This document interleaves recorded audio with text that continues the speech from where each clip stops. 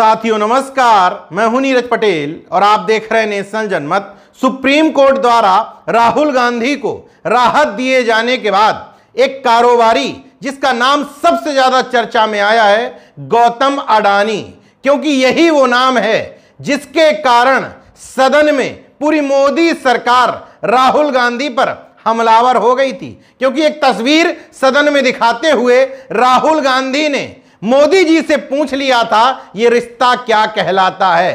सवाल ये उठता है कि गौतम अडानी का नाम सामने आते ही प्रधानमंत्री नरेंद्र मोदी इतने बौखला क्यों जाते हैं। वैसे तो इसका उत्तर अभी तक आप सबको पता चल चुका है, लेकिन एक छोटे से उदाहरण से ये क्रोनोलॉजी, ये रिश्ता समझाने की कोशिश करता हूं। बीते 3 अगस्त को अडानी ग्रुप भारत की एक प्रमुख सीमेंट निर्माता कंपनी सांघी सीमेंट को तकरीबन 5,000 करोड़ रुपए की भारी वैल्यू के साथ खरीद लेती है। अब यह तो कारोबारी खबर है। व्यापार में अक्सर ऐसा होता रहता है, कोई कंपनी दूसरे का अधिग्रहण करती रहती है। इसमें प्रधानमंत्री मोदी और अडानी के रिश्ते का क्या लेना देना। तो इस अवैध रिश्ते को समझने के लिए इस कहानी में एक और किरदार शामिल करना पड़ेगा, श्री सीमेंट।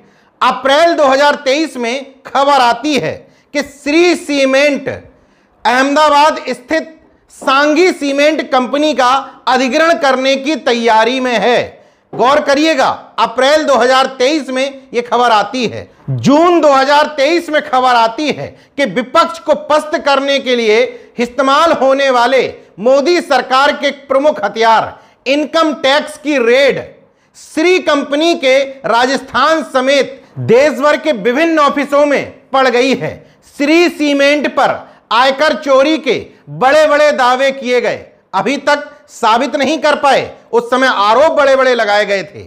इस इनकम टैक्स रेड का फायदा यह हुआ कि जुलाई 2023 में श्री सीमेंट सांघी सीमेंट को खरीदने के अपने इरादे से पीछे हट गई। यह भी खबर स्पष्ट तौर पर देखी जा सकती है। इसके बाद 3 अगस्त को खबर आती है कि अडानी ग्रुप, जिसके पास पहले से अंबुजा और एसीसी सीमेंट का मालिकाना हक था, उसने सांघी सीमेंट का अधिग्रहण कर लिया है। अब यह रिश्ता समझ में आता है। अगर श्री सीमेंट पर इनकम टैक्स की छापेमारी नहीं होती तो इस रेस में बोली लगाने वालों में सबसे आगे श्री सीमेंट थी। ये खबरें स्पष्ट तौर पर बताती है, लेकिन इनकम टैक्स की छापेमारी होती है, श्री सीमेंट पीछे हटता है और मोदी जी के अभिन्न मित्र अडानी की कंपनी सांघी सीमेंट खरीद लेती है। आखिर सांघी सीमेंट कंपनी में इतना इंटरेस्ट क्यों था? गौतम अडानी के बेटे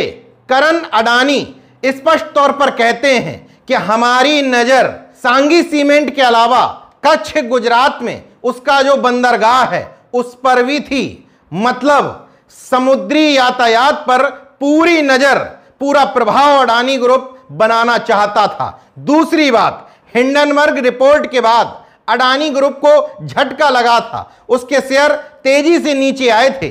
मोदी जी से इन्हीं सब बातों को लेकर राहुल गांधी सवाल जवाब कर रहे थे, तो अपने मित्र को जो नुकसान हुआ था उससे उबारना भी था। दूसरी बात, अभी तक भारत में सीमेंट क्षेत्र की सबसे बड़ी कंपनी है अल्ट्राटेक सीमेंट, जो आदित्य बिरला ग्रुप की है। लेकिन मोदी जी के प्रधानमंत्री रहते हुए उनके मित्र की कंपनी दूसरे नंबर की कैसे हो सकती है? इसलिए अडानी ग्रुप को सीमेंट व्यापार में भी नंबर 1 पर लाने की शायद कवायद रही होगी। अब मोदी जी से पूछा जा सकता है यह रिश्ता क्या कहलाता है। मोदी जी पर अडानी नहीं बल्कि अंबानी से मित्रता को लेकर भी सवाल जवाब होते रहते हैं। तो एक और खबर पर गौर करिए। मुकेश अंबानी ग्रुप ने तकरीबन 1 साल पहले जियो लैपटॉप लॉन्च किया था, लेकिन ना वो चर्चित हो पाया, ना बाजार में उसकी पकड़ हो पाई।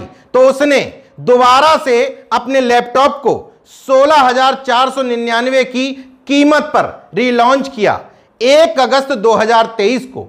3 अगस्त 2023 को खबर आती है भारत के विदेश मंत्रालय की तरफ से कि लैपटॉप, टैबलेट्स, कंप्यूटर्स के विदेश आयात पर भारत सरकार रोक लगाती है और इसके पीछे वजह बताई गई सुरक्षा कारणों को।